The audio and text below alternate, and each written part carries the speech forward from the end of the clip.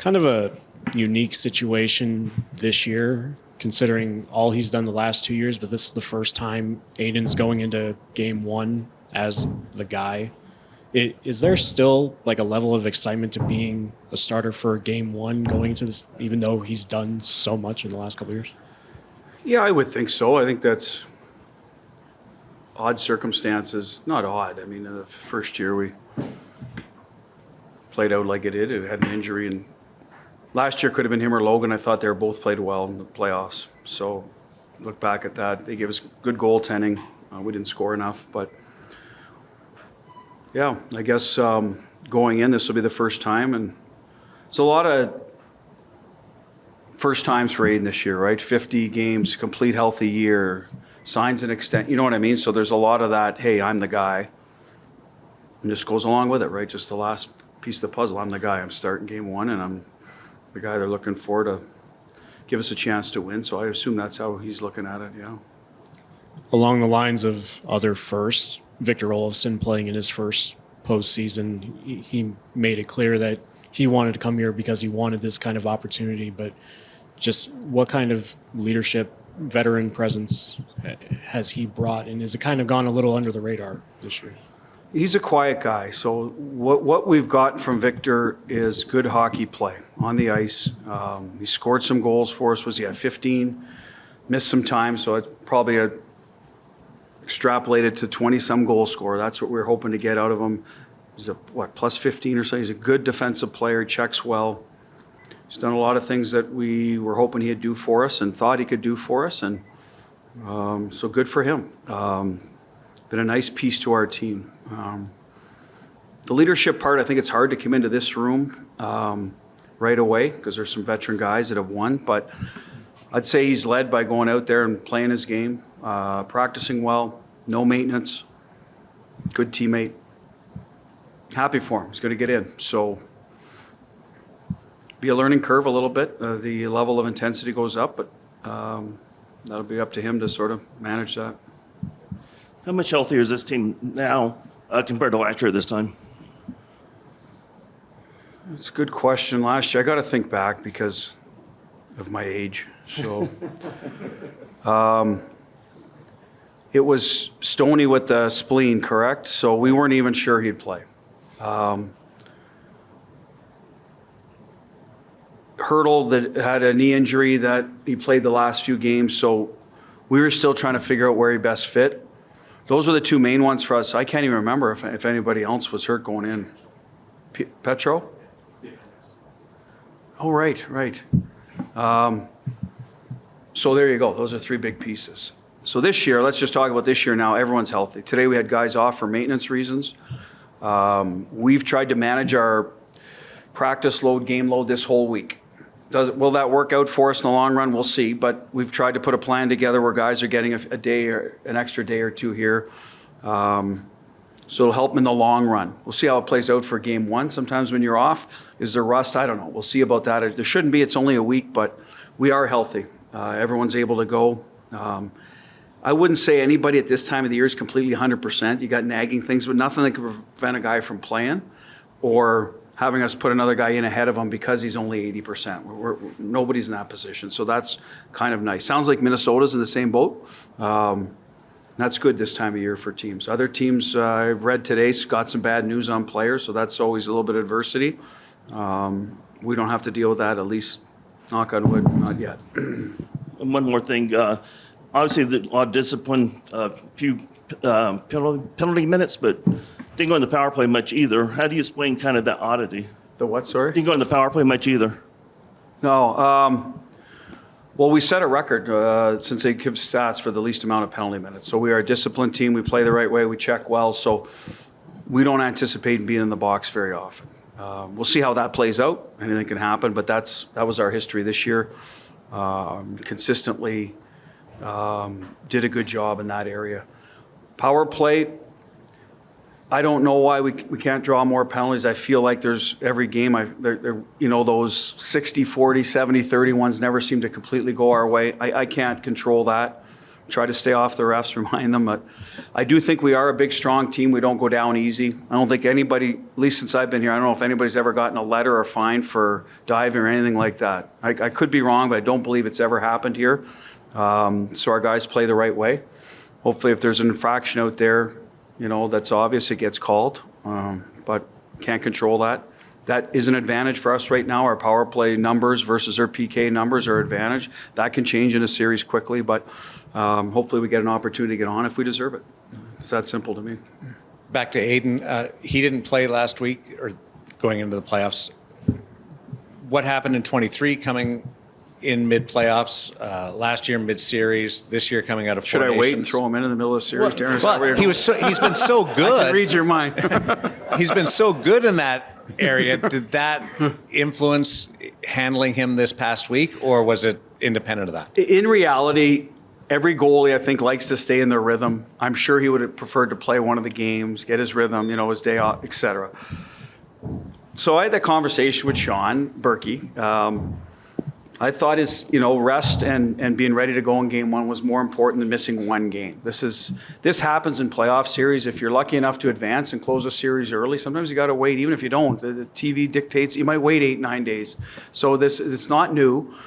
It's new for the first round, right? Typically, you're going in 3 or 4 days later. So that's the decision we made. We didn't want to risk any potential injury. He had a great year for us. Start of the year, we had him pegged for close to 50 games, somewhere there. If we had to be a little high, probably meant our backup was hurt or something was going on. If we're a little low, probably meant he had to miss time. But none of that happened. Our backups played well. He didn't get hurt, so it worked out really well for his number. So we wanted to stay at that number, give him his rest. He was a Four Nations guy. He didn't play in the tournament, but he's there every day. He's practicing. So you're still going through the mental process. So that was our thinking with Hanif and Stone. Theo had gotten hurt. It would have been our thinking, but he missed his time, and Jack had missed time, would have been the same. So, and Carly missed time, didn't play in it, Petro, so they didn't matter. But those 3 guys, we wanted to try to give them some time at some point, and here it is. We'll see. We'll see how it works out if there's rust in his game. If there is, I don't think it'll be there long. It was 8 days. We'll see if that was the right call or not. Going back to the lack of penalties being called on you guys, is there a bit of an advantage there going into the playoffs? Because we know that they generally don't call as many penalties in the playoffs as they do in the regular season, and you guys were really good in the limited opportunities that you had, taking advantage of them. So is there a bit of an advantage there for you guys? Well, I don't know how it'll play out.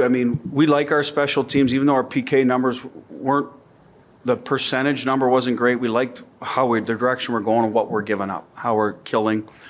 So I don't know if there would be advantage either way, how it plays out. But going back to what you said, I don't know if there's less penalties called early on.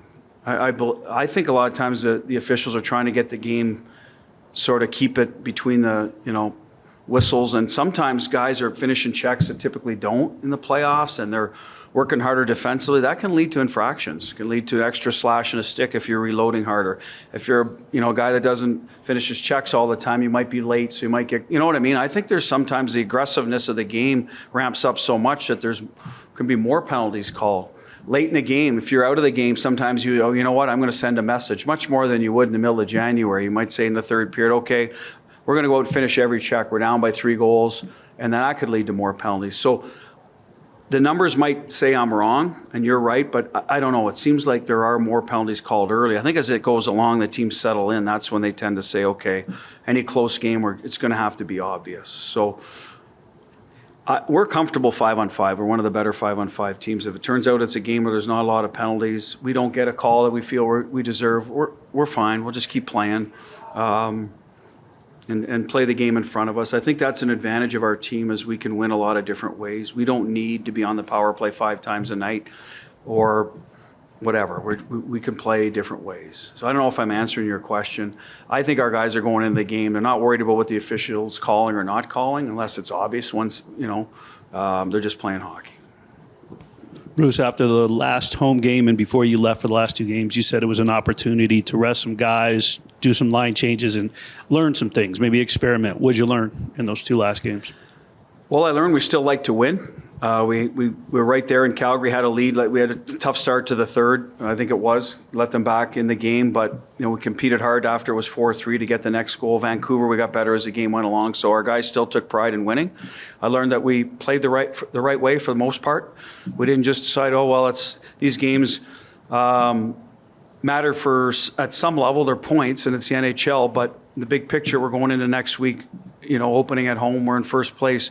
They didn't just all of a sudden abandon, and lay the goalie out to dry and just try to trade chances. So I learned that, our guys want to prepare and keep our details in order going into, game one. And I thought they did a good job with that. As for individual stuff, we played some people, how we played with Jack the last game, and Pav on the right. Maybe you learn to, can that line, if you have to juggle your lines, and, a couple of different things like that. But that's it. I learned that the sun does shine in Vancouver periodically. It was a beautiful day there. Every time we've been there in the past, it's been raining. It was awesome to walk around in the sun. What's the aspect of Minnesota's game you think they're best at, and how do you neutralize Team what that is? defense, I think they're good at keeping the puck out of their net, and that usually a product of not allowing the rush game to get going. I think they're very good at suppressing rush chances and not giving you odd man rushes, easy opportunities. You're going to have to get inside. You're going to have to work, create your offense through ozone play or half court, whatever you want to call it. Get on the power play. That's an advantage you can, or an area you can score. They've given up some goals in the PK, but the rush game I think is they're really good at. So, and then they've got a good low to high game. Their D are good. They're mobile. They get their shots through, so they're good at rebounds, deflection type of thing in ozone. Because they're not a high risk team. They tend not to have the rush game themselves, right? Because it's hard if your D aren't pressing a lot and committing to the rush on offense to defend it the other way. So that's the part of the game. It tends to be a little more half courtish. So forecheck's important. Ozone puck recoveries are going to be important for us. When we do get time and space in their zone, make sure our spacing's good.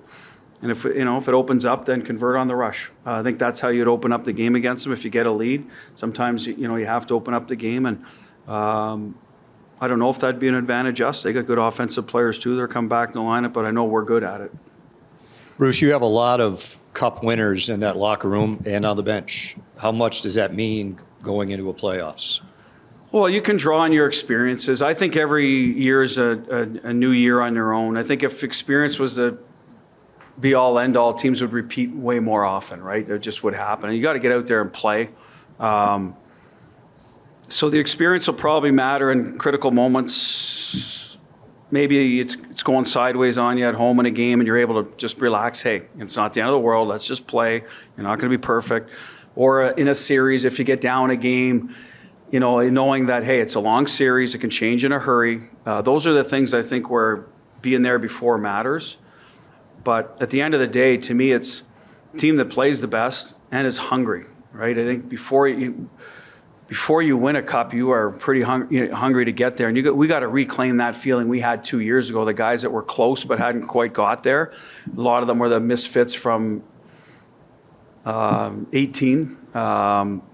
And then there were guys from other organizations like myself that have been close, so knew how hungry you were and how much you wanted it. And that's kind of what we have to reclaim is that part, because that needs to be equal to the other team, unless you're way better. And you come into the playoffs, I mean, it's 16 teams that are not that different. There's some that are obviously have advantages over others, but they're all good hockey teams. So that hunger and competitiveness has to be at the top of the list. You said, I think last week, going into a first game of a series, you can almost over-prepare. What is the fine line as a coaching staff to make sure the guys have enough info without overdoing it? Well, I brought it up today with these guys. I said, listen, we've done all the work, and okay, so this is what we're going to do today, and we're going to go on the ice, and we're going to practice our way. We're not going to throw in a bunch of new drills, a couple of things that could help against Minnesota's tendencies, but without having them stop and think too much.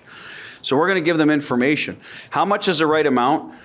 Well, if we don't give them enough, we don't want to look like idiots as coaches, and then they say, well, we didn't know this or that. So then you overload them, and they're like, well, I can't play because I'm just thinking the whole time instead of playing. So I don't have an easy answer for finding that balance. Over time, you learn, what your team can take. And what I have learned about playoffs, game one, I think the series starts after game one, you see what you are a little bit and what they are. Okay, away we go. Okay, I didn't see this coming. I saw this coming. Yeah, this is who they are. Yeah, here's where they, and then you start making a few adjustments, and then it goes along. I can give them all they want on Minnesota. They're going to give us all about Vegas, but once you start playing, that's when I think you get to really, truly know and get into it. So you got to be careful you don't overload. I have learned that.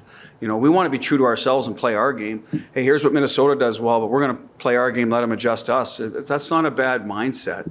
And you're not going in blind because you are having meeting on tendencies, but I don't think you can cover every little detail. It's not one football game. It's a series, right? So I think you got to be careful with that. And then there's, hey, if you're a cerebral player, go see one of the coaches in your area and say, hey, I'd like a little more on Eriksson Ek.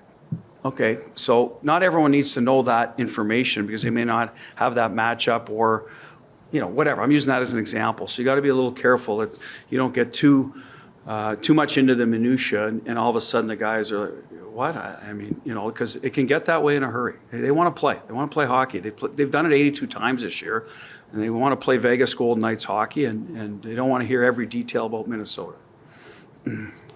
Just to follow up on Willie's question a little while ago, you were able to play a lot of people in different spots up and down the lineup. I'm thinking like Howden, you got Korzak and Hutton in there.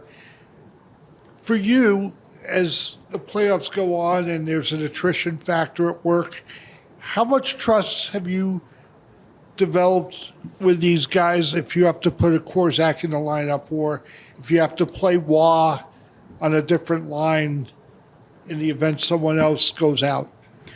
Well, I have no problem doing it because that's, if someone's hurt, that's the hand you're dealt, and you can't use that as an excuse, right? Or you're done. Every team that wins at the end of the day probably has a story where a guy went in. Aiden Hill, use him as a story, right? He went in. Nice, Darren. Good. But he went in the middle of it, and we had to trust that he'd get the job done. All right? That's probably the most extreme situation when your goalie goes out. So, you know, your team has to be dialed in and know that, hey, they've been there and done it. They played for us this year. This isn't a guy off the street. So I think that's how we look at it. Now, maybe you re-game plan who's he playing against, right? If Jack goes out and Wah has to move up, or they, you know, what's the match? Maybe we switch the matchups here.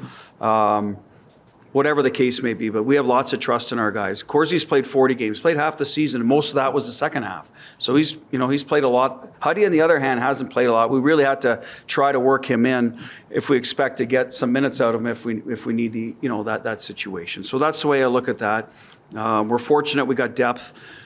2 years ago, the year we won, I think we were sitting some pretty good defensemen. Phil was out, Cotter, Teddy Bluger, and they'd all, they were all NHL players that year. They weren't kids that were called up. So you need your depth. We used it to our advantage. And if you have a run, that's what's expected. And guys got to know that and stay ready. And I think the guys in the room trust everyone here. They've all played for us. So that won't be an issue at all. Two more really quick, Nick and Ryan. Well, Jack Eichel set the single-season franchise points record this year, and he's played really well against the Wild this season in 2 games. One time he had a hat trick. The other time he recorded 2 assists. How important will Jack be, not just this series, but also through the playoffs? Well, your best players need to be your best players in the playoffs. They don't have to be every game. Sometimes you'll go a series where he'll get neutralized. If you look, if you have a run, other guys will have to step up. So we're not saying, hey, Jack, we're jumping on your back, away you go. He knows his value to this team, that he needs to be a leader in that regard, but we're not putting on him every night. It gets tougher and tougher in the playoffs to find ice. What we do want Jack is to fight through it, knowing that, hey, he's a guy circled on the board, no matter who we play, right? That's the way it works, so you're going to have to expect special treatment, and that's a compliment to you. So that'll be the ask of Jack. Just be yourself. You don't have to be a hero. Just be yourself, play well. We got lots of other guys that will help you out along the way. And those guys, when you win, usually make some special plays along the way because they can, right? They're elite players. So hopefully that's the case with Jack. Along the lines of Pavel Dorofeyev, 35 goals in the regular season, translating that to the postseason where he doesn't have a lot of experience in that spot. How difficult is that going to be, considering the fact that he is a 35 goal scorer? Well, I think he's played 1 game last year, right? So but he's been around it. So I'll say that. It won't be new to him being around the atmosphere, and he knows the level of intensity, and it goes up. Now we just got to get out there, enjoy it, and do it like every other young guy that ends up pushing their way in, right? Every one of our guys has been through that as a young guy. So hopefully they talk him through it at times where he might get, wow, this is hard. Well, it is hard. It's hard to win the cup. That's okay, you know. Same thing. Pav, you don't have to be our leading scorer in the playoffs because you did it during the regular season. We expect you to put yourself in positions and we'll put you to score, and you're going to have to work hard to score. But, you know, listen, it's ups and downs in the playoffs. That's why we're a team. So that'll be the message to Pav, and to enjoy it, right? He's had a great year. So there's no reason why he can't continue doing what he does. He just might not do it at the same numbers level because it's harder. And he might do more. Who knows, right? Like, I'm not putting a ceiling on the guy. Some young guys pop in there and it's away they go. So we'll see how it works out for him.